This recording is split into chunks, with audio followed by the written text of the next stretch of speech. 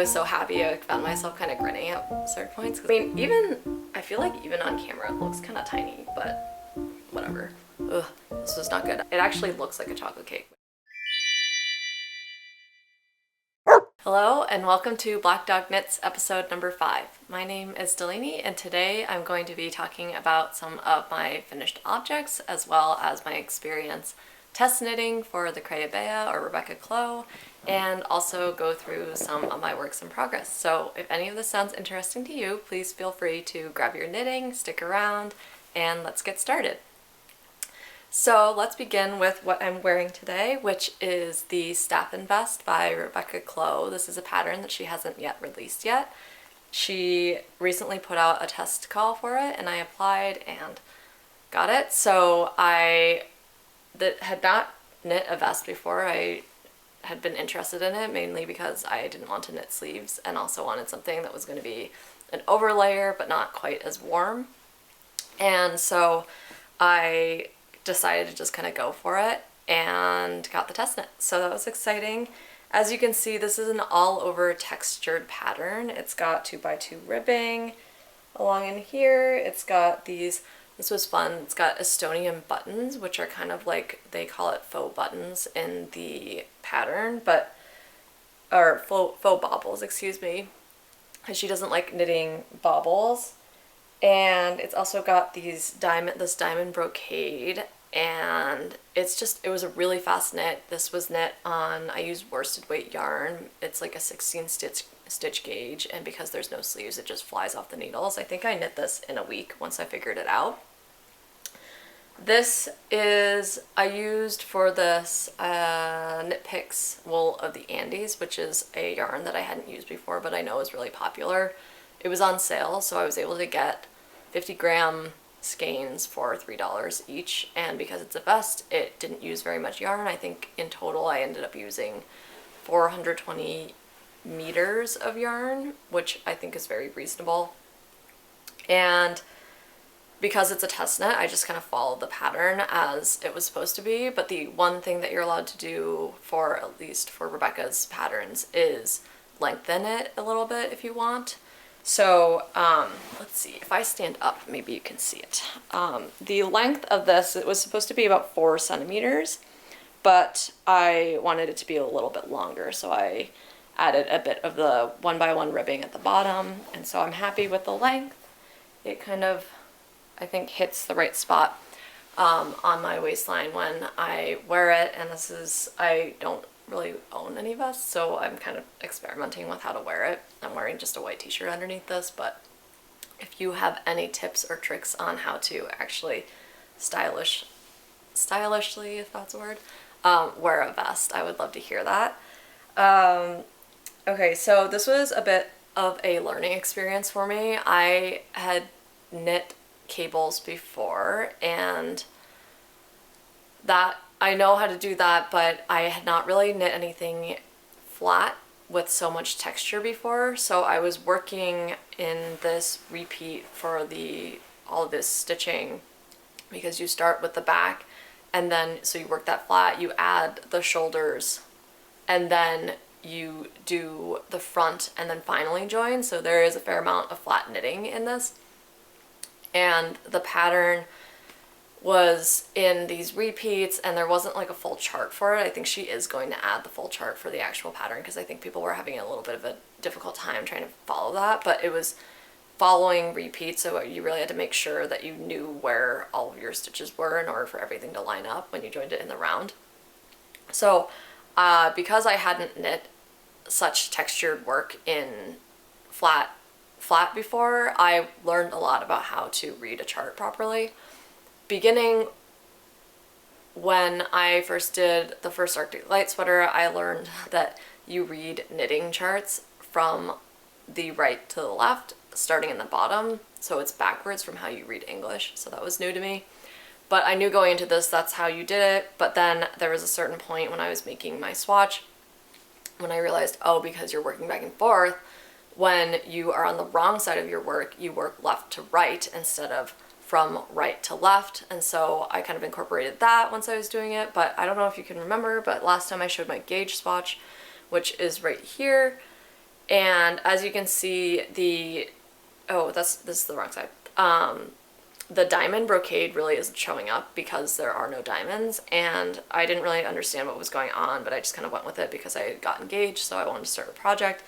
And what I realized after I had done the first diamond brocade section in the sweater was that the spot where I'd been stopping, and instead of going all the way to the end of a repeat and starting back over when I turned over the work, I needed to stop at the stitch that within that repeat that I had stopped in, and that's why I'm not getting the diamond brocade texture in here. So once I figured that out, then I was able to actually understand how to work this properly and for the pattern to actually come out. I've been looking at pictures, there's a chat for this test knit. I've been looking at pictures of other people's work, and I was like, man, their diamonds look so nice. I wonder what's going on with mine. Maybe it's a blocking thing, but obviously blocking doesn't change stitches, so it enhances them, but it doesn't actually change them. So there was something wrong, and I was able to figure that out. But once I did, I was super excited because then you get the satisfying diamond brocade texture, and again, it just knit up really quickly. I really enjoyed it. I think I like this yarn. I don't love it. It's a 100% wool yarn, and I knew from seeing what Rebecca had done her initial vest in, I think she used pure Gint along with a strand of mohair for hers, that I would want, because of all the texture, a really nice yarn that would show off that texture. So I didn't want to use a superwash or anything because I felt like that might be a little bit looser after blocking. I wanted something that was going to really show off the stitch definition of the pattern, and so I chose this 100% wool from Knit Picks, and I like it. I do have kind of sensitive skin. I don't think I would wear it next to skin. Like, it's nice that this is over a t-shirt right now. I thought that knitting with it was okay. It's not the softest to knit with. Like, I just made something with Berroco Ultra Alpaca, and I enjoyed knitting with that fiber a lot more. Also, sorry about the sun. I'm gonna try and move a little bit so it's not quite as dark. Let's see. Maybe this helps a little bit. I don't know. I'm battling the sun right now. Okay, let's keep on going because I've tried filming this already and it was dark out at 3 p.m. when I tried doing that, so that didn't work either.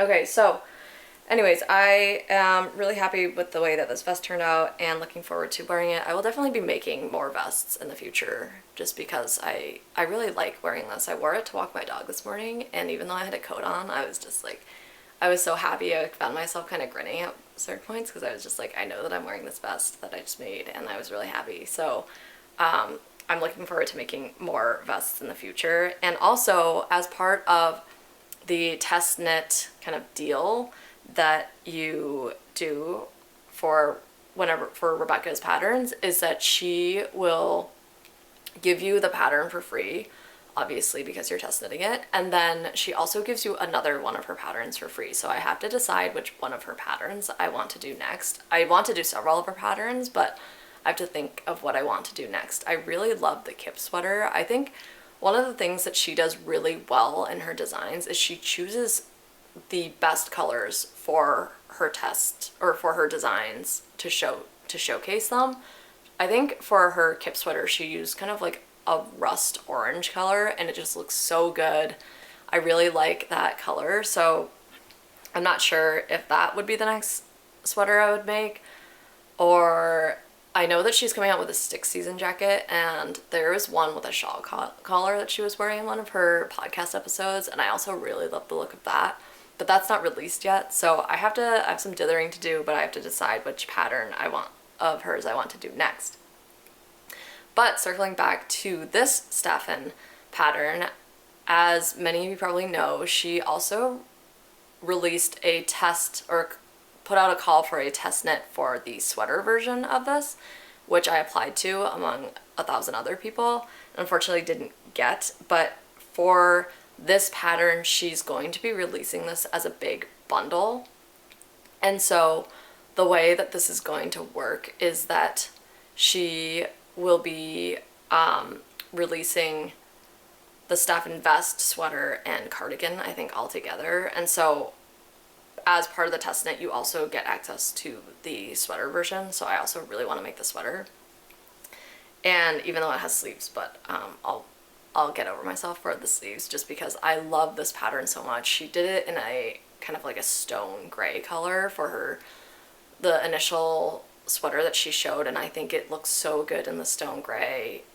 And I think if I do it, I would use probably like a heathered stone and blue gray. I want to use Cascade yarns. I haven't used that yet, the Cascade 220.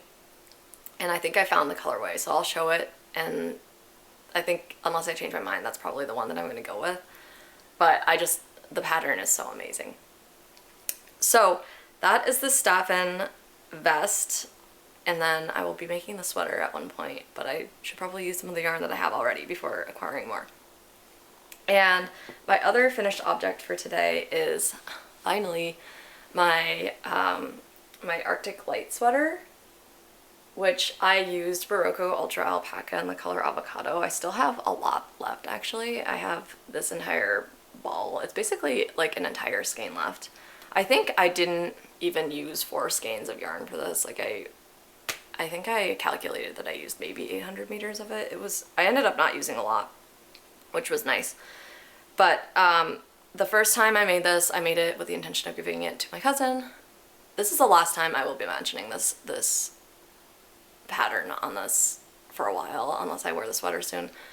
And then I made another one because I really liked it and I wanted to make one for myself using the Berroco Ultra Alpaca and the Avocado. And I am a tight knitter, so I ended up sizing up so that it would fit it would end up being like a smaller size, but instead it grew a lot in blocking and ended up fitting more like the size that I had knit. So that didn't work, so I ended up giving it to my cousin, which she likes, luckily. But I was determined to actually make this for myself, just because I really like the pattern. I really wanted to wear it myself. So I bought more yarn. It was the same lot number, same color, everything. It was even on sale. Like, it was kind of like fate, but in a twisted sense. And I knit this up in, I don't remember how long it was. It knit up pretty fast because I know the pattern like the back of my hand at this point. And I was anticipating it to grow a fair amount just because with the last one I made with the same exact yarn, it grew a fair amount. So I was kind of dithering with how much I should make the length for the body as well as the sleeves. And I made it a bit short. I'll put in a little bit of footage from before I blocked it. And it was definitely short in the body. I mean, I feel like even on camera it looks kind of tiny, but whatever. It fits. It was a bit short, and then in the arms they also were kind of short, and I personally like having slightly longer sleeves as opposed to shorter sleeves just because I live in a cold climate. I live in Vermont in the US. It gets very cold here. It's been pretty mild recently, but I know that winter is coming. So I was also kind of anticipating that the sleeves were going to grow a fair amount. Finished it, was super excited, blocked it. And I've learned that if I block, or if I get something wet, wring it out, or not like gently, and then I put it on a towel on top of my dog's crate, and then put a fan on it, it dries so much faster than if it's just on like a yoga mat or something. I don't have proper blocking boards or mats or whatever, but I've heard that using a yoga mat is basically the same, so that's what I've been doing. And it dries so fast, but I felt like maybe it dried too fast or something because the dimensions of this, it definitely did not grow as much as I was anticipating. In fact, I wore it the first day after it was dry because I was so excited. I was just like, I'm gonna wear this, it's so exciting. And the entire day I was kind of pulling down the sleeves, pulling down the body, and I was just like, okay, for all this work I should definitely put in a little bit extra time just to make it better and something that I want to wear. So I ended up going back and undoing the ribbing in the sleeves and adding another cable motif just to give it a little extra length. And then in the body I was going to do the same thing, but I didn't want to ruin the pattern row repeats. I hadn't remembered which one I had left off on, and so I just decided that I would leave the body as it was. It wasn't super short, so I would have liked it to be a little bit longer, but that's okay. I also really dislike doing ribbing. This is a twisted rib.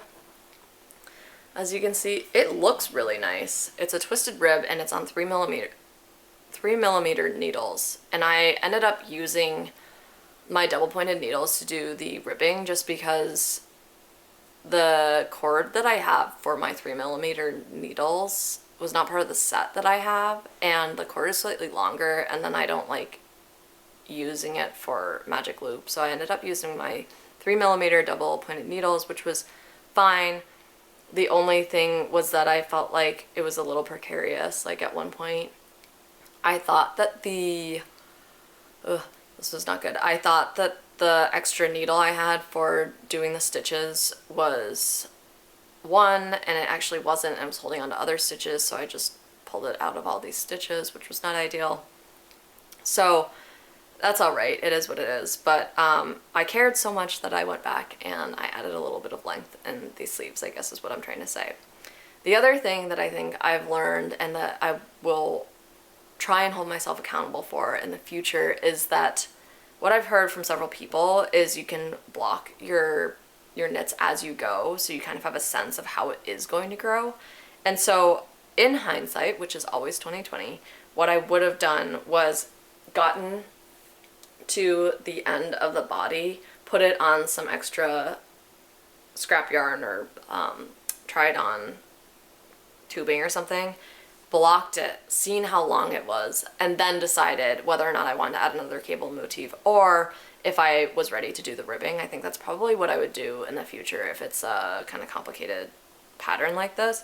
But I've worn this sweater. I take every opportunity I can to wear it. I personally am actually quite proud of it, and I love the color. It's pretty soft actually. It does, you can see that there are like little fibers kind of like sticking out, so it can be a little bit, I don't know, pokey is the right word. Not really though.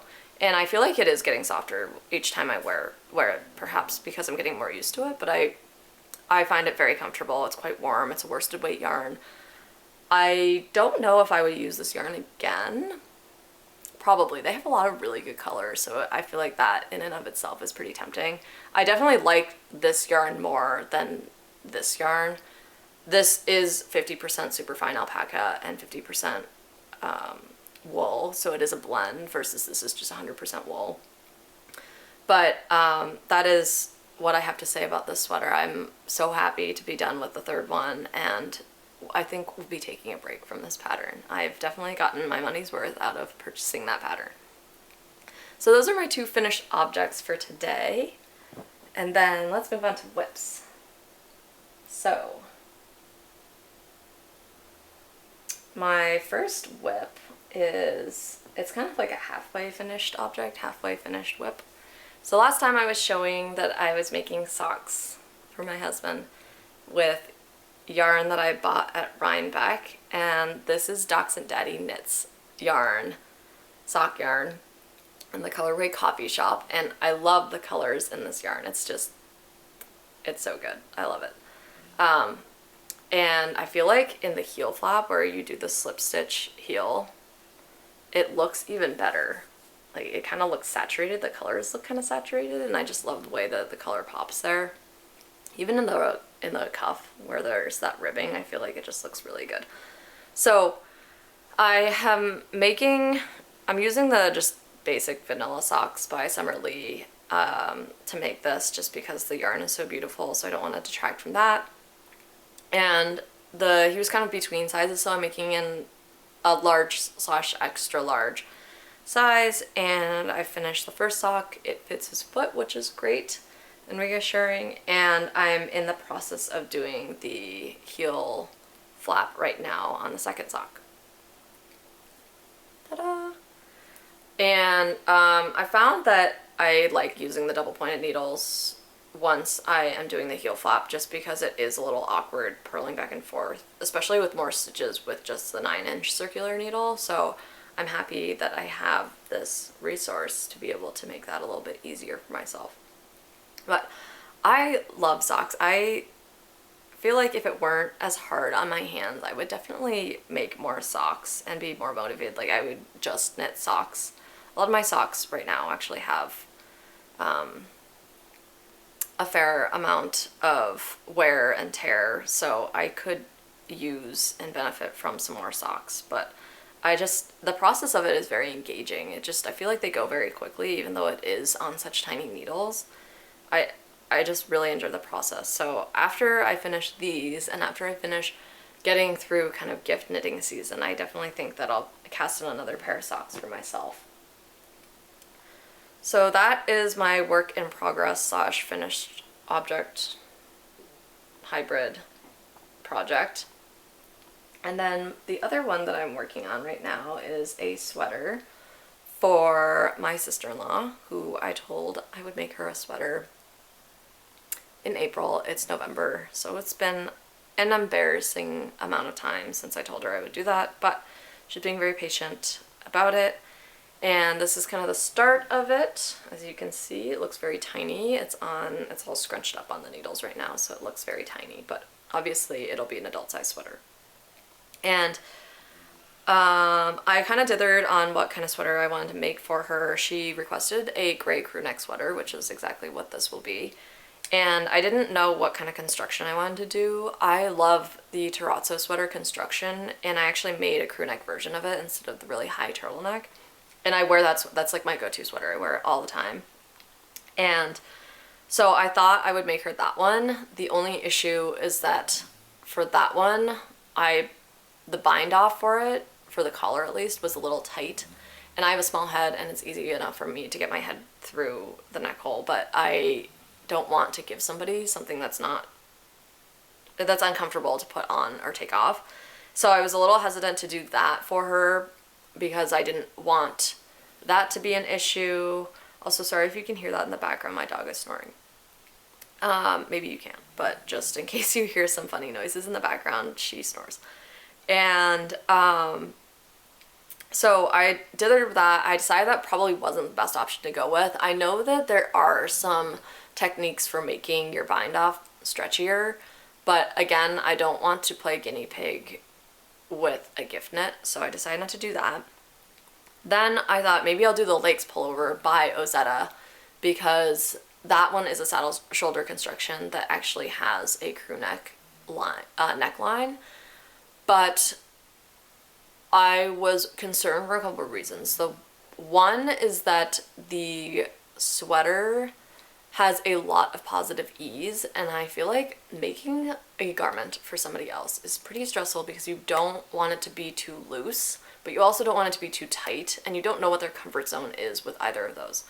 Obviously, too tight is too tight, but you don't know how fitted they want things to be. And Ozetta's patterns are beautiful, they're great, they're simple, they're timeless, they're very classy, but they do tend to have a lot of positive ease. I've looked at several of her patterns before and wanted to make some, but my size, I'm a very petite person, is not even in the range of what she would make. And then if you pile on the amount of positive ease, it's just like, I think you end up with sweaters where it's like the circumference is going to be like 1.5 times my circumference, which is not at least how I like to wear my sweaters. So I didn't want to make a super baggy garment for her. So I decided that instead I would just blame myself if something goes wrong and kind of make up my own pattern. Not really. I would make up a pattern and kind of base it off of patterns that I've knit before. So what I decided was that I love the Monday sweater by Petite Knit. I made a navy blue sweater for myself a while ago, but unfortunately it was acrylic and nylon yarn, and I put it in the wash and didn't think it was going to shrink, but it shrank a lot. And so it's probably going to either go to my sister or niece who would fit better in it. I do want to make one for myself again though at one point. So I decided to use kind of the elements of that pattern for this sweater that I'm making for my sister-in-law. It's a DK weight The pattern calls for a DK weight though. So the gauge that I am achieving with this yarn, this is Heartland yarn by Lion Brand in the color Mount Rainier. The gauge that I'm achieving with this though is not a DK weight gauge. This is a worsted weight yarn, and so I decided to kind of blend two patterns that I've used in the past together. I am using the elements from the Monday sweater and combining it with kind of some of the math from the Step by Step sweater by Florence Miller. And this is a free pattern on Ravelry. If you're interested in making a garment, or a sweater, this is the pattern that my friend had recommended to me when I told her I wanted to make a sweater for myself. And I call it like the gateway sweater because after I made it, I was able to prove to myself that I can actually make a garment for myself. And it just kind of like unleashed this entire garment knitting adventure that I've been on. It's been up, I think it's almost the 1 year anniversary since I made that. And I've made so much since. I really think that that pattern is great for kind of giving yourself the confidence and the push to go further and make larger finished objects. So I'm kind of blending those two patterns together, and I did a folded over collar so it's extra squishy. One of the things that I wish that you could do with film is be able to kind of transfer over and let people feel the yarn and everything, because that is just like, this yarn is so soft. It's washer and dryer friendly, which is great. So it's really great for gift knits. And I'm knitting it on 6mm needles, so it is going by pretty fast. But when I did the folded over collar, then I split all the stitches for the sleeves and the front and the back panels, and I divided them kind of evenly. I was trying to use the ratio that Petite Knit had in her Monday sweater, but then it ended up being like a drastic number of stitches were going to be the front and the back panel and not many for the shoulders, and so I thought that was kind of weird and was a little hesitant about it, and for whatever reason I didn't look at the step-by-step sweater, which was dumb of me. So I just kind of went about and split the stitches, and I think I did like a 2-to-1 ratio, so I think there was 20 stitches on the front and 10 stitches per shoulder, and then 20 stitches on the back, and that did not work, along with the raglan increases, or the raglan stitches too. And so I was going about making it, trying to figure out how many more rows I would want to get the circumference for the sweater, and I realized it was going to be a lot of rows, and I was worried that one of the things that I really don't like about sweaters, or at least oversized sweaters, is when the armpit ends up being like down here. I don't like that, and I assume that she wouldn't either. So I was trying to make sure that the rows were not going to, I wasn't going to need so many rows so that you would have like floating armpits, or I guess like droopy armpits, I don't know how you say it. So I was doing some of those calculations, and I was like, man, I'm going to need a lot more rows. This is not looking great. So I went back and I looked at the step-by-step sweater, and for the size that I'm making, which is medium, I noticed on hers that it actually is, you start out with 2 shoulder stitches. And so then I was kind of like, oh shoot, you can start out with a very few number of stitches and it will look okay. And in fact, what it was looking like before I switched it was that the neckline was really narrow. It was like here, and then the shoulders were going to be really wide, and I feel like the way that you want the shoulders to kind of funnel out and the body to look like, you don't want it to look really narrow here. You don't want it to look like a triangle. You want it to be more like a trapezoid. And so I realized that all the ratios were kind of off, so I ended up going back and rearranging everything, and now it looks a lot better, I think. And I will kind of adjust this accordingly, but I'm trying to use various resources, like just different retailers, and seeing what kind of measurements they have for mediums, and then just kind of basing everything off of that. But I'm excited to be finally doing this. It is interesting, I will say. I don't want this to come across the wrong way by any means, because I think if you like knitting, that's amazing. You should knit with whatever you want, whatever you're comfortable with, whatever is going to bring you joy. And it is kind of funny because this is a 100% acrylic yarn, and what I knit this in a 100% wool yarn, and then this is a 50-50 blend of a wool and acrylic, or not, wool and alpaca. After knitting several things in wool, I went back to doing this in acrylic, and people have mentioned how acrylic yarn can be kind of squeaky, and I always thought that was kind of silly because I was like, my squeak, not yarn.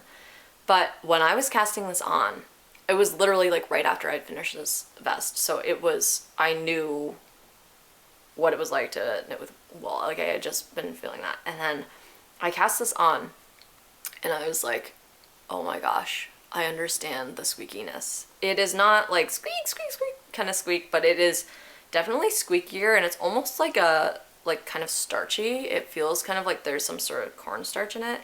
It's not like it bothers me. It's mostly just like, I think I've learned that I enjoy the experience of knitting with an animal fiber more. I also think that when you finish it, a wool object like this, or even like this sweater, which is kind of big, like this is worsted weight yarn, I think it ends up being, it feels lighter than acrylic, and so I also have learned that I like that feeling more. But once again, I think that you should knit with whatever you like, whatever you want.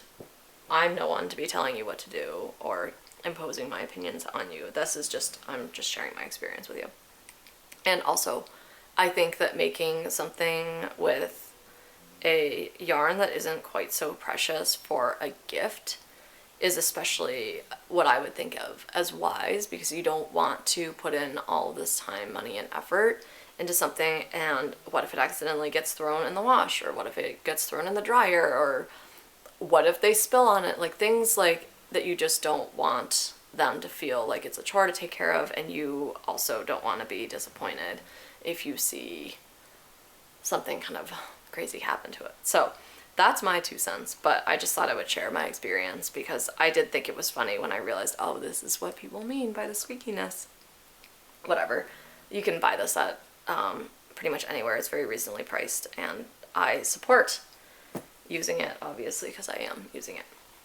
So those are my 2 works in progress, but I am going to be starting another thing. I'm not going to share it here though, because it is a surprise gift knit, and so I don't want to spoil the surprise.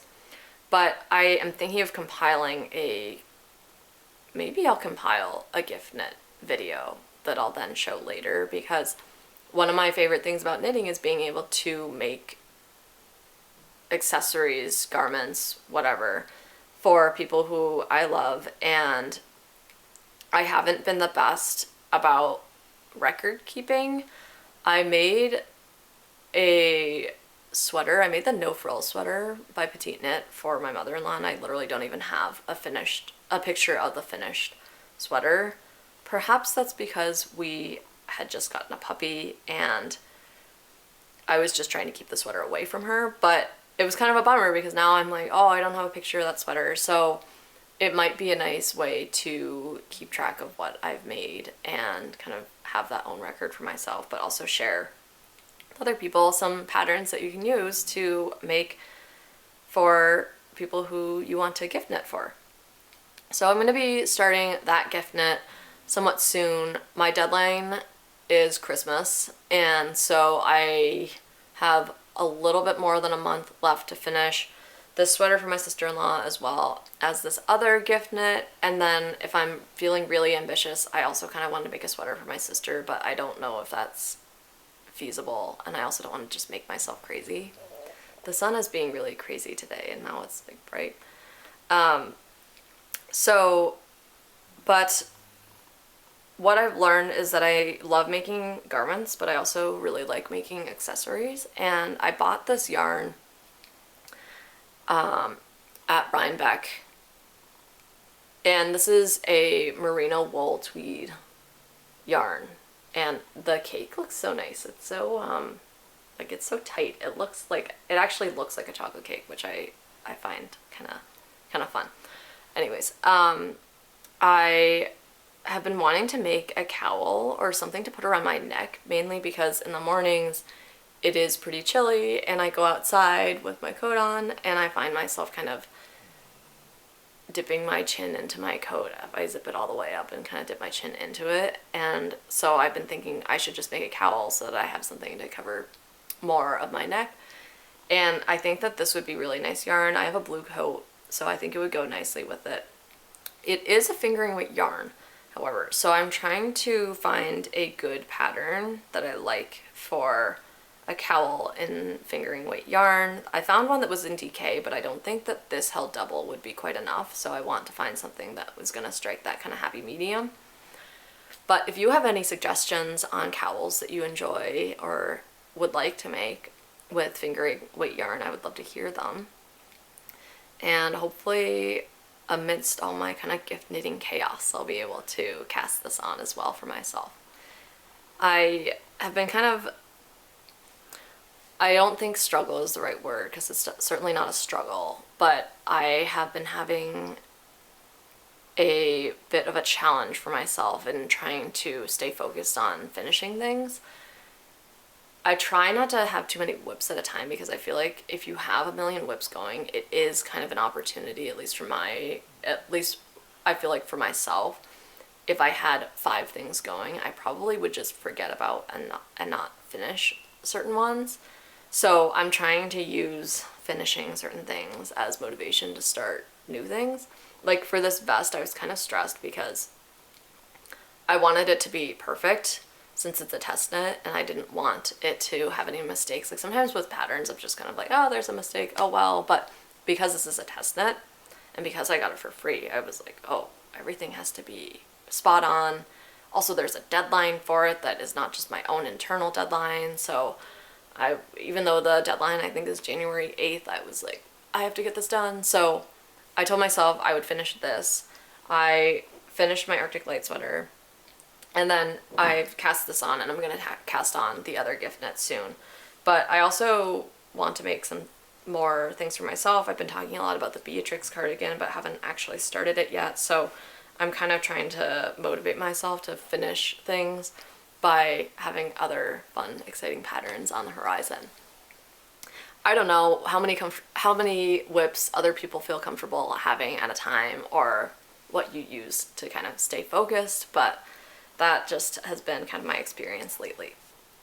I don't have any acquisitions to share with you right now, but I will share kind of a pending acquisition, which is the fact that I really have learned that I don't like making sleeves or knitting sleeves, and I think part of the reason why is because I use cables that are too long, especially for a sweater like this.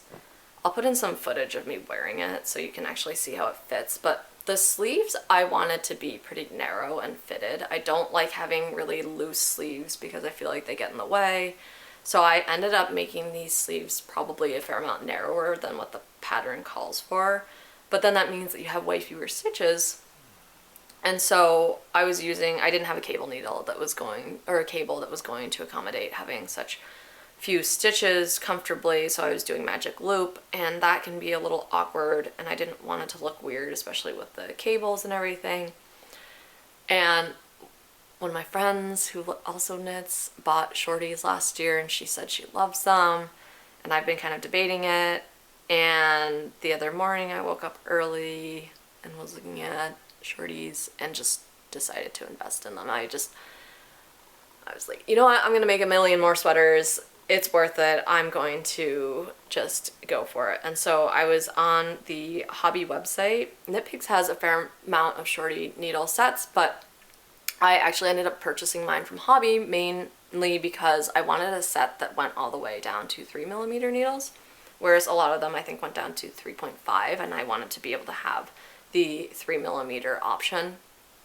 And these ones are actually extra short needles, so I'm hoping, I was kind of thinking afterwards, I was like, oh, I hope they end up not being too short for sleeves, but I'm hoping that that will help with getting myself through sleeves and making the process a little bit more enjoyable. And also for making smaller things like mittens or something. I really want to make a pair of mittens and some more hats and stuff like that. So I think they are going to be a very versatile tool. It's, I think, hard to kind of balance having tools that are going to be useful and that you'll use a lot with just not piling up a gazillion things that you don't need. So I decided to take the plunge and buy myself some shorty needles, and so we'll see how those are. I hope that they're here soon though, and that's kind of my anticipated acquisition. So that was a lot today. I feel like it was kind of a chatty day, and sorry if it was really dark at certain points. The light's kind of crazy right now. But if you've made it this far in the video, thank you for sticking around. I really enjoyed talking to you about this, and I would love to hear about what you are making at the moment, if you're making anything, if you have any special gift knits that you might want to share about that could remain a secret as a comment perhaps. And yeah, that's about it. I'm gonna put my Instagram at the end, so if you want to follow kind of more day-to-day updates on what's going on, as well as I'll put my Ravelry code, or not code, username down below. I try and take pretty detailed notes on my projects, so if you're interested in any, you can go take a look there. But for now, I hope that you have a nice rest of your day and happy knitting!